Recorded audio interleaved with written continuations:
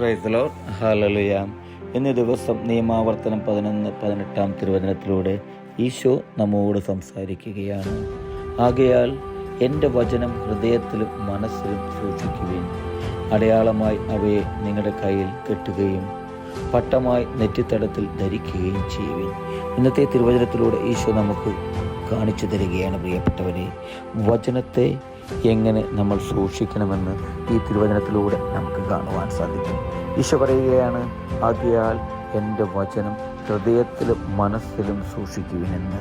പ്രിയപ്പെട്ടവരെ, നമ്മൾ ഓരോരുത്തരും നമ്മുടെ ജീവിതത്തിൽ തിരുവചനമാകുന്ന ഈശോ, ആ വചനമാകുന്ന ഈശോയാണ് ഈ ഭൂമിയിലേക്ക് പരിശുദ്ധ അമ്മയിലൂടെ കടന്നു വന്നത്.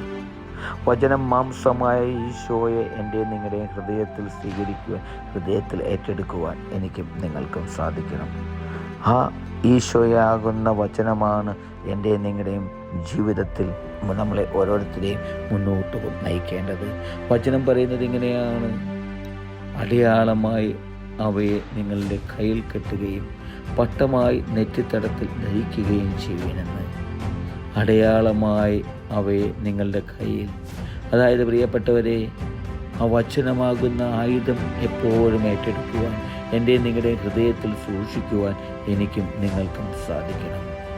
അത് ഒരു പട്ടമായി നെറ്റിത്തടത്തിൽ ധരിക്കുവാൻ എനിക്കും നിങ്ങൾക്കും സാധിക്കണം. എൻ്റെ നിങ്ങളുടെ ചിന്തയിലും ഹൃദയത്തിലുമെല്ലാം കാത്തു സൂക്ഷിക്കുവാനായിട്ട് നമുക്ക് സാധിക്കണം.